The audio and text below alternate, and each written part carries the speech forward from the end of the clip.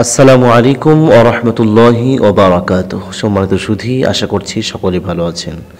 আপনাদের নেক দুআর বরকতে আলহামদুলিল্লাহ আমিও ভালো আছি। আজকে আমি আপনাদের সামনে এমন একটি বিষয়ে উত্থাপন করব, হয়তো এইটা অনেকের কাছেই নতুন। সেটা হচ্ছে আয়নাতে সূরা কাউসার পড়ে ফুঁক দিলে কি হয়। আপনি কি জানেন? সূরা কাউসার এমন একটি সূরা, এমন একটি গুরুত্বপূর্ণ আমল, যে আমলটির মাধ্যমে কোনো ব্যক্তি যদি সূরা কাউসার পাঠ করে আয়নার মধ্যে ফুঁক দেয়, তাহলে কি যে হয়ে যাবে আপনি অবাক হয়ে যাবেন। এত সুন্দর একটি আমল। তো সম্মানিত সুধী, আপনারা ইতিপূর্বে শুনেছেন যে আয়না পড়া দেয়। আয়না পড়া দিলে তার মধ্যে জিন দেখা যায়, আয়না পড়া দিলে তার মধ্যে চোর দেখা যায়, আয়না পড়া দিলে কে কোথায় কোন কাজ করে রেখেছে এইটা দেখা যায়, আয়না পড়া দিলে দেখা যায় নিরুদ্দেশ কোনো ব্যক্তি দূরে কোথাও চলে গেলে সে বেঁচে আছে নাকি মারা গেছে। জিনের মাধ্যমে এই তথ্যটি পাওয়া যায়। সম্মানিত সুধী, আর দেরি নয়, আমরা আজকে এমন একটি গুরুত্বপূর্ণ আলোচনা শুনতে যাচ্ছি যে সূরা কাউসার পাঠ করে আয়নাতে ফুঁক দিলে কি হয়। আলহামদুলিল্লাহ, আমরা ইতিপূর্বে অনেক ভিডিও শুনেছি, দেখেছি, অনেকের মুখেও শুনেছি যে আয়নাতে ফুঁক দিলে কি হয়। আজকে আমি আপনাদেরকে সেই গোপন তথ্যটি, সূরা কাউসারের গোপন তথ্যটি আজকে আমি আপনাদেরকে জানিয়ে দেব ইনশাআল্লাহ। সম্মানিত সুধী, এখনও যারা আমার চ্যানেলটি সাবস্ক্রাইব করেননি, আশা করব এখনই সাবস্ক্রাইব করে নেবেন, যেন আমার প্রত্যেকটি ভিডিওর নোটিফিকেশন সর্বপ্রথম আপনার কাছে চলে যায়। এবং যারা সাবস্ক্রাইব করেছেন তাদেরকে অত্যন্ত মোবারকবাদ। আপনারা সবাই জানেন যে আমার এই চ্যানেলটি আল কোরআন 30, প্রত্যেকটি ভিডিও দেখবেন কোরআন সুন্নাহ ভিত্তিক, হয়তো তেলাওয়াত, না হয় কোরআনের আমল, এই ধরনের আমল সংক্রান্ত ভিডিও এই চ্যানেলে পাবেন ইনশাআল্লাহ। এই জন্য দিন শিখতে আমার চ্যানেলটির সাথে থাকুন। আপনার কোনো কিছু জানার থাকলে অবশ্যই কমেন্ট বক্সে এসে কমেন্ট করবেন এবং ভিডিওটি পুরো দেখবেন। না দেখলে কিন্তু একটা পয়েন্ট মিস হয়ে গেলে আপনার এই আমলটা কাজে লাগবে না। সম্মানিত সুধী, সর্বপ্রথম আপনাকে পবিত্রতা অর্জন করতে হবে। এই আমলটি করতে গেলে সর্বপ্রথম আউয়ালান যে কাজটি করবেন সেটা হলো আপনাকে অবশ্যই পবিত্রতা অর্জন করতে হবে। এবং পবিত্রতা অর্জন করার পরে সুন্দর করে জায়নামাজ বিছিয়ে নেবেন। বিছিয়ে নিয়ে দু রাকাত করে 4 রাকাত সলাত আদায় করবেন, নফল সলাত আদায় করবেন এবং এই নিয়াত করবেন যে হে আল্লাহ, আমি এখন এই আমলের জন্য আয়না পড়ব, এই জন্য আমি আপনার সাহায্য প্রার্থনার লক্ষ্যে, আপনার কাছে সাহায্য পাওয়ার লক্ষ্যে 4 রাকাত নফল নামাজ পড়ছি। দু রাকাত করে 4 রাকাত নামাজ পড়বেন। পড়ার পরে কমপক্ষে 11 বার দরুদ ইব্রাহিম পাঠ করবেন। দরুদ ইব্রাহিম কোনটা?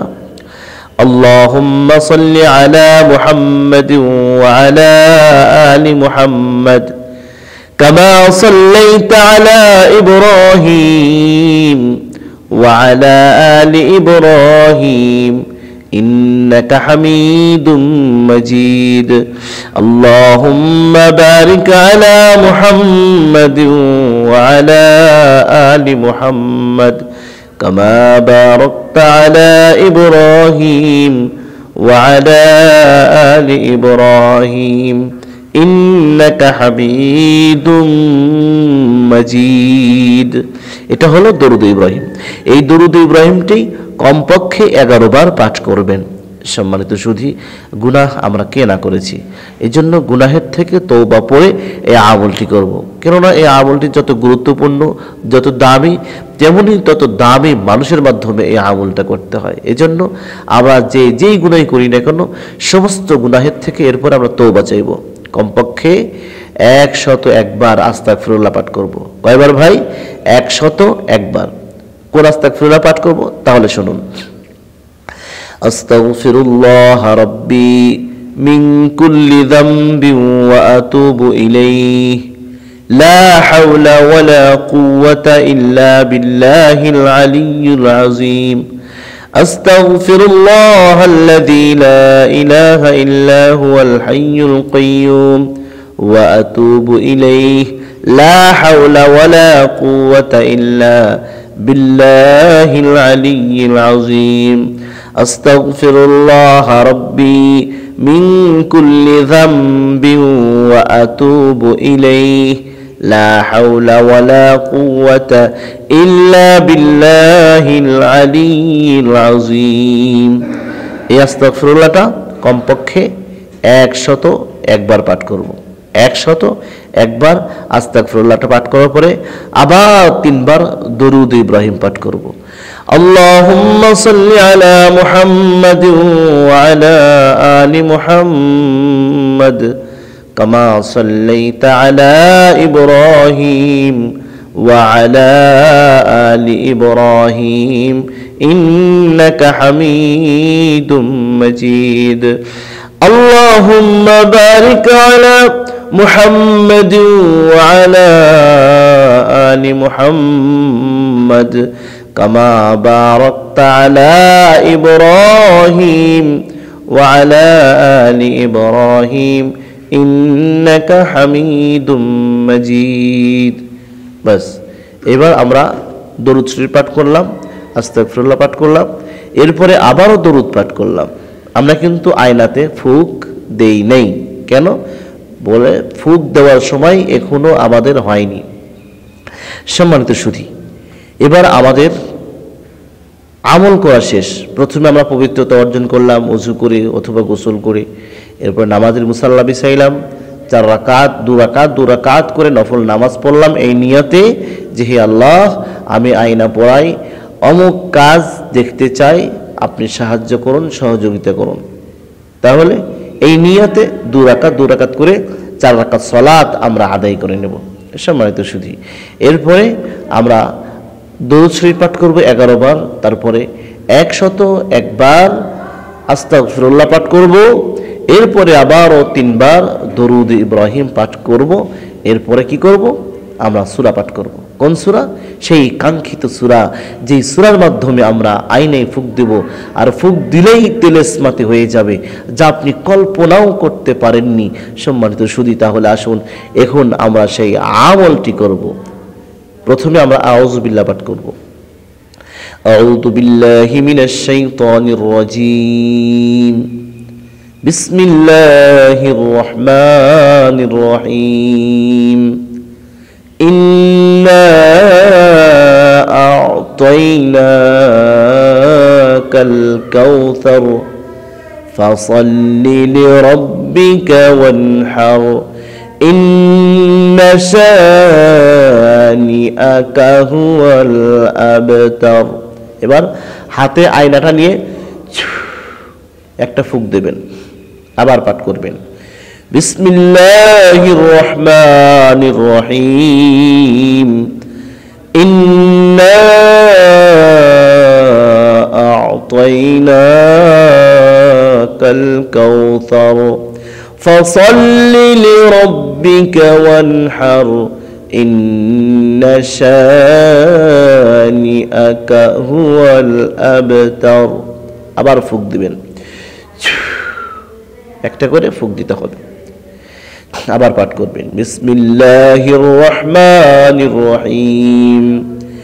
ইন্না আ'তাইনাকাল কাউসার ফাসাল্লি লিরাব্বিকা ওয়ানহার ইন্না শানিআকা হুয়াল আবতার।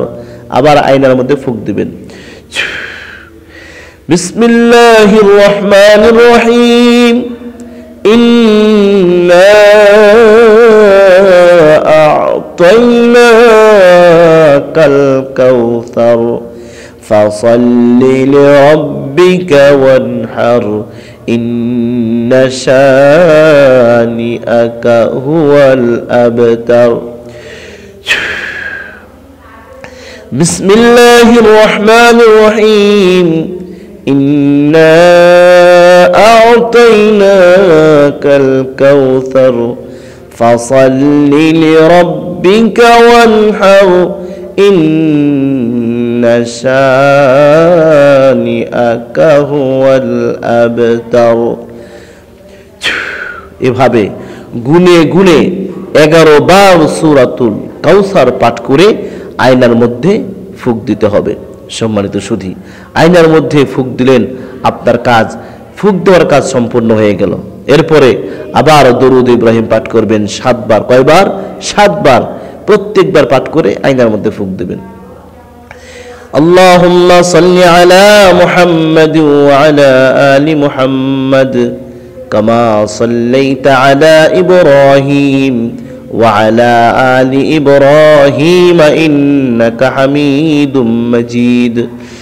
اللهم بارك على محمد وعلى آل محمد كما باركت على إبراهيم وعلى آل إبراهيم إنك حميد مجيد।